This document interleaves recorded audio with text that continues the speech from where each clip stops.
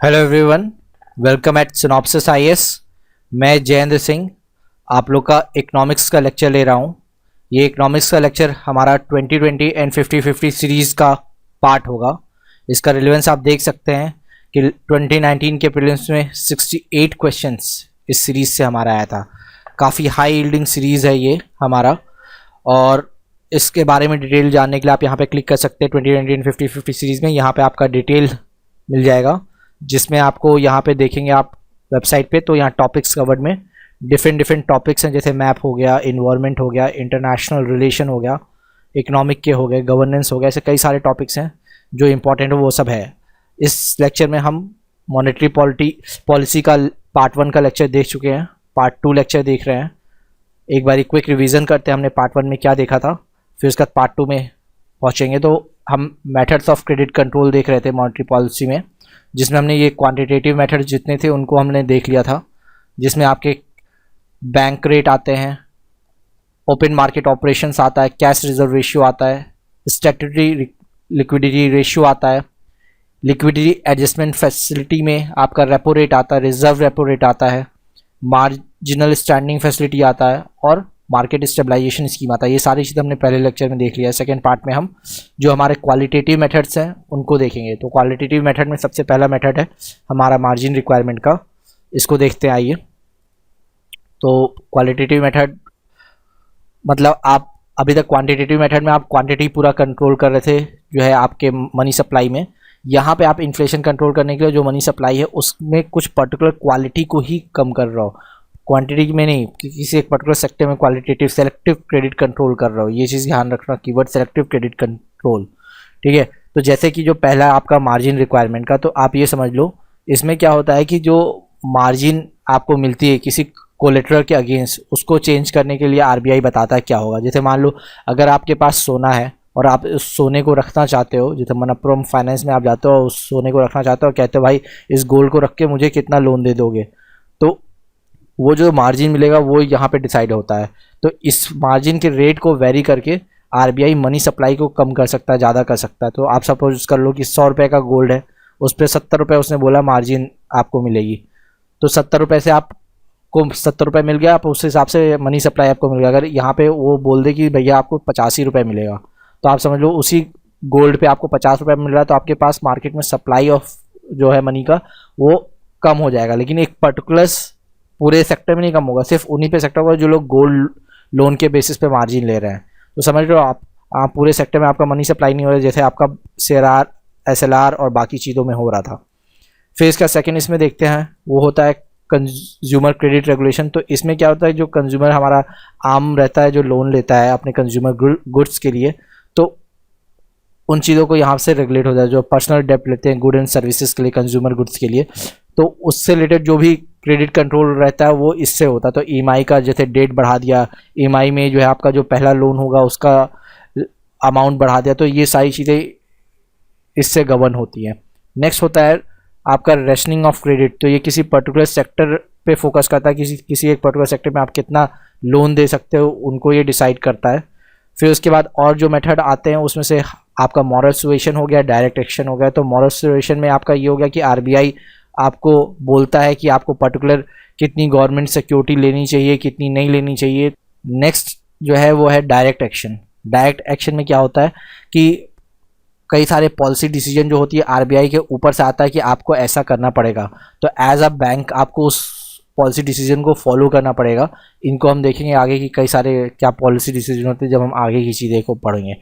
फिर ऐसे कई सारी पब्लिसिटी की चीज़ें होती जो बैंक लोगों को मैंडेटरी करता है कि आपको वीकली या मंथली आपको ये सारे पब्लिकेशंस करने पड़ेंगे अपने जो एसेट्स और लाइबिलिटीज़ होते हैं उनके डाटा को। तो इससे क्या होता है, हर एक बैंक के ऊपर एक कंपल्सन बढ़ता है कि वो जो है ट्रांसपेरेंसी के साथ पूरा काम करे, ठीक है। तो इस तरीके से हमारा जो है जो क्वांटिटेटिव मेथड था और जो क्वालिटेटिव मेथड था वो दोनों ही हमने देख लिया, ठीक है। तो मेथड ऑफ क्रेडिट कंट्रोल आप लोग को समझ में आ गया। अब कुछ इंपॉर्टेंट चीज़ें जैसे हम देखेंगे, हमने ये देखा था कि कैश रिजर्व रेशियो और जो आपका एसएलआर होता है वो net time and demand liability के बेसिस पे डिसाइड होता है। तो पहले ये कॉन्सेप्ट समझ लेते हैं, नेट टाइम एंड डिमांड क्या होता है। तो आप ये समझ लो जो नेट डिमांड लाइबिलिटी होती है वो क्या होती है कि जैसे आपके बैंक अकाउंट में कुछ पैसा होता है, ठीक है, तो आपके बैंक अकाउंट में जो पैसा होता है आप उसको विड्रॉ कर सकते हैं, अगर वो करेंट अकाउंट और सेविंग अकाउंट में है। ठीक है, तो ये आप कभी भी डिमांड कर सकते हैं बैंक से, तो इसको कहते हैं नेट डिमांड लायबिलिटी। कुछ चीज़ें होती है जैसे आपकी फिक्स डिपॉजिट होती है, वो जब आप डिमांड चाहते हैं तब नहीं निकलता, एक पर्टिकुलर टाइम की वजह से, साल भर की डिपॉजिट है तो हुआ, या 5 साल की डिपॉजिट है तो उसके भी बेसिस पे निकलेगा। तो ये टाइम के बेसिस पे लायबिलिटी होती है जो बैंक को देना रहता है। तो इन दोनों को अगर हम कंबाइन करेंगे तो इन दोनों को प्लस करने के बाद हम डिसाइड कर सकते हैं कि बैंक की net time and demand liability कितनी है, और इस net time and demand liability के बेसिस पे आपका CRR और SLR जो होता है वो कैलकुलेट होता है। इवन कई सारी चीज़ें होती हैं इनके बेसिस पे कैलकुलेट होता है। तो आप, आई थिंक आप लोग को ये क्लियर हो गया होगा कॉन्सेप्ट। अब जो हमने इतने सारी डिफरेंट चीज़ों को, इंस्ट्रूमेंट्स को देखा, इनका एक समराइज यहाँ पे मैंने टेबल बना रखा है, जिससे आप लोग चाहे तो क्विक रिवीजन कर सकते हैं कि किसको घटाने और किसको बढ़ाने से क्या होगा। तो एक देखते हैं, जैसे एक एग्जांपल है हमारा बैंक रेट। तो अगर बैंक रेट में कुछ चेंज करेगा तो कैसे इन्फ्लेशन को कंट्रोल कर पाएगा या डिफ्लेशन को कैसे कंट्रोल कर पाएगा, तो ये देखते हैं। तो अगर समझ लो आपको इन्फ्लेशन को कंट्रोल करना है तो क्या करना चाहिए बैंक रेट के लिए। अगर बैंक रेट का दाम बढ़ा देगा तो जो है आपका जो मनी सप्लाई है वो कम हो जाएगा, और इस तरीके से आपका इन्फ्लेशन कंट्रोल होगा। तो रिजल्ट में क्या होगा, बैंक रेट को इंक्रीज कर दो तो आपका इन्फ्लेशन कंट्रोल हो जाएगा। सिमिलरली अगर आप ओपन मार्केट ऑपरेशन में देखें तो मतलब मनी सप्लाई कम करना तभी इन्फ्लेशन कंट्रोल होगा। तो मनी सप्लाई कैसे कंट्रोल होगा कि जो आपकी सिक्योरिटीज़ हैं, RBI के पास जो सिक्योरिटीज़ हैं, इन सिक्योरिटीज़ को जो है बेच देगा बैंक्स को, और बैंक से जो रुपीज़ हैं उनको RBI अपने पास ले लेगा। तो मतलब यहाँ पे सेलिंग ऑफ सिक्योरिटी करेगा तो सारा मनी इसके पास आ जाएगा, मार्केट में मनी सप्लाई कम हो जाएगा तो इन्फ्लेशन कंट्रोल हो जाएगा। उसी का पोजीशन बाई करेगा तो इन्फ्लेशन को बढ़ेगा, मतलब डिफ्लेशन को कंट्रोल करने के लिए करेगा। तो इसी तरीके से सब मैंने आपको एक्सप्लेन कर दिया, आप देख लेंगे, मतलब आप लोग इसको देखेंगे तो आप लोग को समझ में आ जाएगा पूरा टेबल क्या है। नेक्स्ट हम देखते हैं, प्रैक्टिकल एस्पेक्ट पे आते हैं कि मॉनेटरी पॉलिसी। अभी तक हमने इसका थ्योरेटिकल पार्ट देखा कि क्रेडिट कंट्रोल क्या होता है। अब हम देखते हैं इंडिया में मॉनेटरी पॉलिसी क्या होती है, कैसे गवर्न होती है। तो जो मॉनेटरी पॉलिसी होती है इंडिया में वो एक मैक्रो इकोनॉमिक पॉलिसी है। ठीक है, ऐसे कई सारे माइक्रो और मैक्रो इकोनॉमिक टर्म्स होते हैं जिसको करते हैं। तो जो मॉनेटरी पॉलिसी है वो मैक्रो इकोनॉमिक पॉलिसी है, जिसके थ्रू बड़े लेवल पे RBI चीज़ों को गवर्न करता है। इसमें जो मेन फोकस चीज़ें जिसको गवर्न करता है, एक तो इन्फ्लेशन को कंट्रोल करने की कोशिश करता है, बैंक्स किस इंटरेस्ट रेट पे जो है मनी लोन प्रोवाइड करेंगे उसको गवर्न करता है, और इन सब के जब इंटरेस्ट रेट को गवर्न करता है तो समझ लीजिए सप्लाई ऑफ मनी है उसको भी एक कंट्रोल करेगा, आम लोगों के पास क्या क्रेडिट की अवेलेबिलिटी उसको भी कंट्रोल करेगा। तो ये 3-4 पॉइंट्स है जिनको आप गवर्न कर सकते हैं मॉनेटरी पॉलिसी के थ्रू। और रिजल्ट में आपको क्या मिलेगा कि जो हमारी इकोनॉमिक स्टेबिलिटी है वो बनी रहेगी, हमारा ग्रोथ बना रहेगा, हमारी डेवलपमेंट की रेट बनी रहेगी। तो इन सारी चीज़ों को फोकस करेगा। ये मॉनेटरी पॉलिसी देखा जाए तो RBI गवर्नमेंट मिलके जो है मॉनेटरी पॉलिसी कमेटी के थ्रू बनाते हैं। अब ये देखते हैं मॉनेटरी पॉलिसी कमेटी क्या है और कैसे काम करती है। तो ये जो मॉनेटरी पॉलिसी कमेटी का कॉन्सेप्ट था, ये हमारे जो है उर्जित पटेल जी का रिकमेंडेशन था, उनके बेसिस में मॉनेटरी पॉलिसी कमेटी बनी थी। ठीक है, और ये एक स्टैट्यूटरी बॉडी है। तो अगर ये क्वेश्चन आता है तो आप लोग इस चीज़ को ध्यान रखिएगा, ये एक स्टैट्यूटरी बॉडी है। कई बार क्वेश्चन आता है कि कॉन्स्टिट्यूशनल बॉडी स्टैट्यूटरी बॉडी है या नॉन स्टैट्यूटरी बॉडी है। तो ये RBI एक्ट 1934 का अमेंड करके बना, तो इसलिए ये स्टैट्यूटरी बॉडी हो गई। नेक्स्ट हम देखते हैं कि इसका जो है एम क्या है। तो हमने पहले डिस्कस कर रखा था, प्राइस स्टेबिलिटी इसका एम है। इसका जो चेयरमैन है वो आपके RBI के गवर्नर होते हैं, और इसमें मेंबरशिप देखा जाए तो 6 मेंबर होते हैं। 3 मेंबर तो इसके RBI के लोग ही होते हैं, RBI का गवर्नर, डिप्टी गवर्नर और बाकी लोग। बाकी जो 3 मेंबर है वो गवर्नर, वो आपके गवर्नमेंट के अपॉइंटेड लोग होते हैं जो गवर्नमेंट नॉमिनेट करके देती है। वो लोग हेल्प करते हैं पॉलिसी को गवर्न करने। इनका टारगेट होता है कि 4% का इन्फ्लेशन मेंटेन रखने की कोशिश करेंगे, और लगभग साल भर में 4 बार ये लोग चेंजेस बताते हैं कि क्या मॉनेटरी पॉलिसी को रिवाइज करना चाहिए, नहीं करना चाहिए। उसके बेसिस पे छोटे छोटे चेंजेस करते हैं, और ये जो भी रेपो रेट में चेंज करते हैं वो आप समझ लीजिए, वो जैसे बोलते हैं कि 25 बेसिस पॉइंट कम हुआ, ज़्यादा हुआ। तो इसको देखते हैं, ये याद रखिए कि 100 बेसिस पॉइंट जो होता है इज इक्वल टू 1%। ठीक है, 1% जो चेंज होता है उसको 100 बेसिस पॉइंट कहते हैं। तो अगर मान लीजिए पहले से 8% आपका रेपो रेट है, ठीक है, तो अगर मॉनेटरी पॉलिसी कमेटी ने बोला कि 25 बेसिस पॉइंट कम हुआ है, तो मतलब नया जो रेपो रेट होगा वो क्या हो जाएगा 7.75%। ठीक है, नेक्स्ट देखते हैं इसमें। तो ये सारी चीज़ें तो गवर्नमेंट कर रही है, लेकिन मेन प्रॉब्लम क्या होती है कि भले जो है कितना भी मॉनेटरी पॉलिसी में जो रेपो रेट को कम कर ले, जो रिफ्लेक्शन होता है लेंडिंग रेट में करस्पॉन्डिंग, जिसके बेसिस पे मनी सप्लाई गवर्न होती है, और या फिर मनी सप्लाई को जब मान लो गवर्नमेंट बढ़ाना चाहती है तो चाहती है कि लेंडिंग रेट आपकी कम हो। ठीक है, लेंडिंग रेट कम होगी तो आम इंसान मनी ले पाएगा और अपनी धंधा पानी जो सारी चीज़ें इन्वेस्टमेंट की चीज़ें कर पाएगा। लेकिन यहाँ पे ये देखा गया कि ये चीज़ पॉसिबल नहीं हो पाती कई बारी। ठीक है, जिस हिसाब से गवर्नमेंट प्लान करती है, तो इसके पीछे रीज़न देखते हैं क्यों नहीं होती है। लगभग आरबीआई को अगर हम देखेंगे तो हर साल कुछ ना कुछ मतलब चेंजेस करती आई है, कि ये इन चेंजेस के थ्रू कोशिश करती आई कि कैसे जो ट्रांसपेरेंसी, जो ट्रांसमिशन है, ये मॉनेटरी पॉलिसी का ट्रांसमिशन है, ये मॉनेटरी पॉलिसी में कुछ कम ज़्यादा बढ़ा रहा है तो वो करस्पॉन्डिंग ट्रांसमिशन इजीली बैंक के फाइनल लेंडिंग रेट पे रिफ्लेक्ट करे, लेकिन ये हो नहीं पाता है। ठीक है, तो रीज़न बिंग अगर हम फाइंड करने की कोशिश करेंगे क्यों नहीं हो पाता है, ये ट्रांसमिशन क्यों नहीं हो पाता है, इसको समझने के लिए हमको ये देखना पड़ेगा कि जो बैंक की लेंडिंग रेट होती है इसके पीछे लॉजिक क्या है। तो देखा जाए तो अभी जो रिसेंटली जो चीज़ें चल रही हैं, बैंक लेंडिंग रेट इस चीज़ पे डिपेंड है, लेकिन स्टार्टिंग में क्या होता था कि जो बैंक की लेंडिंग रेट सबसे पहले 1994 के समय में क्या होता था, एक प्राइमरी लेंडिंग रेट का कॉन्सेप्ट होता था, उस पर डिफाइन होता था, लेकिन इसमें भी ट्रांसमिशन अच्छी नहीं थी, ट्रांसपेरेंट नहीं थी जो है मॉनेटरी पॉलिसी से बैंक के लेंडिंग रेट में। इसलिए जो है नया लाया बीपीएलआर आया, जिसमें बेंचमार्क प्राइमरी लेंडिंग रेट लाया, इसमें भी ट्रांसमिशन अच्छी नहीं हो रही थी। तो फिर गवर्नमेंट ने जो है चेंज किया आरबीआई ने, और कहा कि बेस रेट सिस्टम पे चीज़ें डिसाइड होगी। बेस रेट सिस्टम भी आपका फेल हो गया। ठीक है, फिर उसके बाद marginal cost of funding based lending rate, MCLR जिसको कहा जाता है, आप लोग सुने होंगे करंट अफेयर में। हाँ, 2016 में इसको लाया। ठीक है, इसके बेसिस पे आपकी लेंडिंग रेट डिसाइड होती थी। ये भी उतना अच्छा ट्रांसपेरेंट नहीं हुआ रिफ्लेक्ट करने में। रीज़न भी अगर इन सब का देखा जाए तो ये जितने भी लेंडिंग रेट के जो तरीके थे वो सारे इंटरनल बेंचमार्क पे डिपेंड करते थे। ठीक है, इंटरनल बेंचमार्क देखा जाए तो क्या होता है, अगर बैंक को लोन देना है तो आप देखिए कैसे बैंक लोन देगी।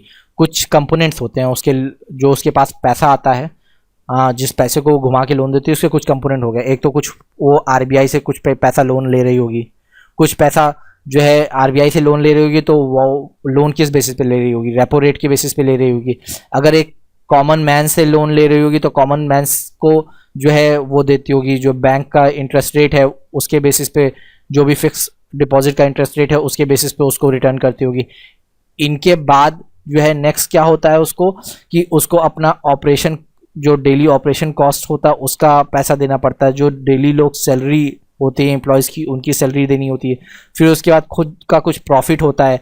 इन सारी चीज़ों को कैलकुलेट करते हैं, मतलब मैं तो आपको एक रफ आइडिया दे रहा हूँ, और भी बहुत कॉम्प्लेक्स कैलकुलेशन होती है। इन सारे चीज़ों को डिसाइड करते हुए बैंक जो है फाइनल लेंडिंग रेट डिसाइड करती है कि भाई हम इतना लेंडिंग रेट करेंगे। तो अब यही होता है कि रियलिटी में क्या होता है कि गवर्नमेंट ने अपनी मॉनेटरी पॉलिसी में इस चीज़ को, इस कंपोनेंट को चेंज करेगा, लेकिन ये बाकी कंपोनेंट तो इंटरनल चीज़ों पे डिपेंड करती हैं। ठीक है, तो गवर्नमेंट भले चेंज कर दी इसको, लेकिन ये सारी चीज़ें चेंज नहीं होती और रिफ्लेक्ट नहीं होता है रिलेटिव चेंज हमारा लेंडिंग रेट में। ठीक है, तो ये एक कॉम्प्लेक्स प्रॉब्लम था। ठीक है, इसको सॉल्व करने के लिए अभी रिसेंटली आरबीआई ने कहा कि ये जो सारी इंटरनल बेंचमार्क होती हैं, इन सब इंटरनल बेंचमार्क से मूव करके एक एक्सटर्नल बेंचमार्क होगा जिस पे पॉइंट करना पड़ेगा। तो अभी ये लेंडिंग रेट ये सारे इंटरनल बेंचमार्क पे पॉइंट करता है। उसने बोला है इसको निकालो, एक एक्सटर्नल बेंचमार्क है उसको तुम पॉइंट करो, तो तुम्हारा जो ट्रांसमिशन होगा पॉलिसी का वो इजी होगा। तो ये तो कॉन्सेप्ट थोड़ा सा समझने के लिए था कि आप लोग कॉन्सेप्ट को कर पाएँ कि क्या हो रहा है। ठीक है, इसमें जो है 2-3 चीज़ें हैं जो आप समझिए जिस पे क्वेश्चन आ सकता है। वो तो ये है, एक तो कि बेस रेट सिस्टम क्या होता है, क्योंकि ये रिसेंटली चेंज किया गया था 2010 में, जो अभी भी कंटिन्यू है। जो लॉन्ग टर्म जिन्होंने 20 साल 10 साल का लोन रखा है और जिन्होंने 2010 में या 9 में लोन ले रखा था उनका लोन अभी भी चल रहा है, तो बेस रेट सिस्टम अभी भी चल रहा है, इसलिए ये जानना जरूरी है। ऐसे marginal cost of funding MCLR जो है 2016 तक चला है, इसलिए इसको भी जानना जरूरी है। और रिसेंटली अभी एक्सटर्नल बेंचमार्क रेटेड चेंजेस आए हैं, तो उसको हम देखेंगे वो क्या होते हैं। तो पहला हमारा है बेस रेट क्या होता है, उसको देखते हैं। तो बेस रेट, 1 मिनट रुक जाइए, जो है 2016 के बाद बंद कर दिया गया, 2010 से स्टार्ट हुआ था। ये वो मिनिमम रेट होता था जिसके बेसिस पे आरबीआई बोलती थी कि कोई भी बैंक है वो इससे कम पे लेंडर को लोन नहीं देगा। तो आप ये समझ लो बैंक है, ये बैंक कस्टमर को लोन देता है, ठीक है। तो कस्टमर को लोन देने के लिए जो मिनिमम रेट होगा, ठीक है, समझ लो मैक्सिमम रेट 12% हो गया या 14%, जितना भी वो डिसाइड करता है इस कस्टमर की क्रेडिबिलिटी पे। लेकिन अगर किसी बेसिस पे किसी वजह से कह रहा है कि कस्टमर बहुत अच्छा है, इसको हम कम इंटरेस्ट पे लोन देंगे, ठीक है, ये हमको वापस ही कर देगा, तो भी एक मिनिमम बेस रेट होगा, इससे कम आप नहीं दे सकते हो, ठीक है। तो ये बेस रेट था जो आरबीआई डिसाइड करती थी, जिसके बाद फिर अपना जो है बैंक अपना इंटरनल जो है कॉस्ट लगाती थी और सारी चीज़ करके फाइनल लेंडिंग रेट डिसाइड करती थी, ठीक है। तो ये मेथड लाए तो थे ट्रांसपेरेंसी लाने के लिए, लेकिन उतना सक्सेसफुल नहीं रहा, ठीक है। और ये डिपेंड करता था कि किस बैंक का क्या इंडिविजुअल इंटरनल कॉस्ट है, उन सब पे डिपेंड करता था, तो इस वजह से वेरी करता था बैंक टू बैंक। इस प्रॉब्लम को शॉर्ट आउट करने के लिए जो है marginal cost of lending rate आया, जो 2016 में आया। ये आपका जो है उन लोन पे लगता था जो फ्लोटिंग बेस्ड लोन होते थे। तो अगर आप लोग को नहीं पता होगा फ्लोटिंग बेस्ड और ये सब क्या होता है, तो वो मैं बताता हूँ कि देखो, लोन जो होता है दो टाइप से होता है, एक तो फिक्स रेट पे होता है, एक होता है फ्लोटिंग रेट पे। तो देखो, जो लोन अगर आपने, जैसे आप बैंक के पास गए, हाँ, बोले कि ये कस्टमर है, ये बैंक है, बैंक के पास कस्टमर गया, कहा कि सर हमको लोन चाहिए, तो वो पूछेगा भाई कौन सा चाहिए, तुमको फिक्स वाला चाहिए या फ्लोटिंग वाला चाहिए। फिक्स वाला है तो तुम्हारा अगर 20 साल का लोन है तो जो है अगर तुमने 10% पे अभी बोल दिया है लोन चल रहा है, तो पूरे 20 साल तक ये 10% पे लोन चलेगा, कुछ इसमें बढ़े घटेगा नहीं, ठीक है। ये फिक्स हो गया। फ्लोटिंग रेट में क्या होता है कि मान लो अभी 10% है, तो तुमको साल भर तक, अगर 10% चल रहा है तो तुम साल भर तक 10% से दिए, एक साल बाद मान लो चेंज होके ये घट के 8% हो गया, तो तुमको फ़ायदा मिलेगा, क्योंकि फ्लोटिंग रेट पे तुम हो, तो तुमको अब अगले एक साल तक अगर चीज़ें वैसी चल रही है तो 8% के हिसाब से देना पड़ेगा। मान लो उसके बाद 6% हो गया, तो तुमको 6% से देना पड़ेगा। तो यहाँ पे जो कस्टमर उसको बेनिफिट दिखता है कि भाई फ्लोटिंग रेट पे हम रहेंगे तो कम होगा तो फ़ायदा होगा। लेकिन इसमें दूसरा एक और सीन होता है कि मान लो नेक्स्ट ईयर अचानक से ये बढ़ के 12% हो गया, तो उस केस में आपको ज़्यादा भी देना पड़ेगा, और उसके अगले साल ये चीज़ आपका 14% हो गया, तो आप समझ लो कुछ भी हो सकता है आपका फ्लोटिंग रेट में, बढ़ भी सकता है घट भी सकता है। तो कई लोग प्रीफर करते हैं कि फिक्स को फॉलो करें, कई लोग प्रीफर करते हैं कि फ्लोटिंग को फॉलो करें। तो जो है आरबीआई ने ये कहा कि जो भाई आपकी फ्लोटिंग रेट वाली है, फ्लोटिंग रेट के जो लोन है उसको आप एमसीएलआर पे शिफ्ट कर दो, ठीक है, और एमसीएलआर आपका minimum rate of interest decide होगा। अब ये एमसीएलआर जो है कैलकुलेट किस पे होती है, 4 कंपोनेंट पे बेस्ड होता है। एक तो मार्जिनल कॉस्ट ऑफ फंड क्या होता है बैंक का, कैश रिजर्व रेशियो पे आपका निगेटिव कैरी कितना है, ऑपरेशन कॉस्ट कितना लग रहा है, और टेन्योर प्रीमियम कितना है। तो इन सब के बेसिस को कैलकुलेट करते हुए एक कॉम्प्लेक्स कैलकुलेशन होती है, उसके बेसिस वो सब हमको समझने की जरूरत नहीं है। कॉम्प्लेक्स कैलकुलेशन होती है, उसके बेसिस पे आपका एमसीएलआर रेट डिफाइंड होता है, ठीक है। नेक्स्ट, अभी इसमें भी ट्रांसपेरेंसी उतनी अच्छे से नहीं है, चीज़ें उतनी अच्छे से नहीं डिसाइड होती हैं। तो अभी रिसेंटली मैंने बताया आपको एक्सटर्नल बेंचमार्क पे फोकस कर रहा है। ये एक्सटर्नल बेंचमार्क पे मूव करने का रिकमेंडेशन भी उर्जित पाटिल जी ने दिया था, जैसे उन्होंने मॉनेटरी पॉलिसी कमेटी बनाने का दिया था। इसमें देखा जाए तो इन्होंने मैंडेटरी कर दिया कि जितने भी आप फ्लोटिंग लोन पर्सनल या किसी रिटेल लोन को दे रहे हो या एमएसएमईज को जो है लोन दे रहे हो, अब ये सारे लोन आपके एक्सटर्नल बेंचमार्क पे होंगे। तो अभी तक हमने देखा था कि जो लेंडिंग रेट था वो इंटरनल बेंचमार्क पे डिपेंड करता था, तो वो बैंक के परफॉर्मेंस और बैंक की कॉम्प्लेक्स कैलकुलेशन पे डिपेंड करता था। अभी इसको बोल दिया कि एक एक्सटर्नल बेंचमार्क को तुम पॉइंट करोगे। अब इस एक्सटर्नल बेंचमार्क में मान लो कोई भी चेंजेस होता है अप एंड डाउन, वो करस्पॉन्डिंग यहाँ पे भी रिफ्लेक्ट होगा लेंडिंग रेट में। अब ये देखते हैं कौन से वो एक्सटर्नल बेंचमार्क है। तो उन्होंने बोला कि ये 4 एक्सटर्नल बेंचमार्क है, इनको फॉलो कर सकते हैं। एक तो या तो अपने लेंडिंग रेट को जो है पॉइंट आउट कर दो करंट जो आरबीआई के पॉलिसी रेट है उस पर, या तो जो है 3 मंथ की जो ट्रेजरी बिल है उस पर कर दो, या फिर 6 मंथ वाले ट्रेजरी बिल पे पॉइंट करा दो, या कोई भी अदर बेंचमार्क जो पब्लिश करेगी आपकी financial benchmark India private limited. तो ये 4 ऑप्शन आप लोग याद रख लो। क्वेश्चन आ सकता है कि वो 4 बेंचमार्क क्या है जिसको किया जाएगा, तो आपको ये पता होना चाहिए, 3 मंथ का, 6 मंथ का, और जो है कोई भी अदर बेंचमार्क जो financial benchmark India private limited जो है कंपनी है ये जो दे देगी, ठीक है। नेक्स्ट हम देखते हैं इसमें कि अभी तक की जो पॉलिसी होती थी उसमें जो सबसे प्रॉब्लम एक चीज़ होती थी कि जो बैंक अपडेट करते थे कि पॉलिसी में जो चेंजेस होते थे ये साल साल भर पे 2-2 साल पे करते थे। अभी इसमें जो नया एक्सटर्नल बेंचमार्क वाला हुआ उसमें ये चीज़ कह दी बैंकों ने कि जो है आपको हर आरबीआई ने कह दी कि हर 3 महीने में आपको अपडेट करना पड़ेगा। तो जो भी चेंज हो रहा ना वो रिफ्लेक्ट करेगा बहुत तेज़ी से, ठीक है। और इसमें एक तो ये कह दिया कि जो है जो आपके मल्टीपल बेंचमार्क आप किसी एक पर्टिकुलर लोन कैटेगरी पे नहीं लगा पाओगे, तो इंटरनल बैंक का क्वेश्चन है, आपके लिए उतना इंपॉर्टेंट नहीं है, ठीक है। तो इस तरीके से आप समझ लो आपने क्या क्या इस लेक्चर में देख लिया। आपने देख लिया कि आपकी मॉनेटरी क्रेडिट कंट्रोल क्या होता है, ठीक है। क्रेडिट कंट्रोल करने का जो थ्योरेटिकल पार्ट था आपने देख लिया, जिसमें आपने वो पूरा डायग्राम समझा था क्वालिटेटिव और क्वांटिटेटिव करते हुए, ठीक है। उसके बाद आपने देखा कि मॉनेटरी पॉलिसी इंडिया में कैसे गवर्न होती है, उसको गवर्न करने के लिए मॉनेटरी पॉलिसी कमेटी का क्या रोल होता है, कितने मेंबर होते हैं, स्टैट्यूटरी होती है कि नहीं होती है, और फिर इसके ट्रांसमिशन में क्या इशू है, इसके कितने तरीके थे ट्रांसमिशन में, अभी जो है क्या इशू आ रहे थे, क्योंकि बैंक रेट बेस रेट पे डिपेंड करता था। बेस रेट और बैंक रेट याद रखिएगा, दो चीज़ मैंने स्टार्टिंग में एक बैंक रेट बताया था वो लॉन्ग टर्म लोन के लिए होता है, बेस रेट अभी आपको मैंने इस लेक्चर में क्लियर किया, तो दोनों को ध्यान रखिएगा, अलग अलग चीज़ें हैं, ठीक है। फिर उसके बाद आपने MCLR को देखा, उसके बाद आपने अभी ये एक्सटर्नल बेंचमार्क को देखा। ये जो तीनों हैं ये रिसेंट हैं, बार बार क्वेश्चन में आते रहते हैं, इसलिए इन तीनों को ध्यान से देख लीजिएगा। अब आप लोग कहिए, इसके नीचे मैंने कई सारा क्वेश्चन दे रखा है, आप लोग प्रैक्टिस करने के लिए क्वेश्चन कर लीजिएगा। आपको 1-2 क्वेश्चन मैं सॉल्व करके यहाँ पे दिखाता हूँ, ठीक है। बाकी रेस्ट आप लोग खुद कर लीजिएगा, ये सब पुराने प्रीवियस ईयर के क्वेश्चन है। पहला क्वेश्चन हम देखते हैं क्या है, with reference to inflation in India which of the following statement is correct.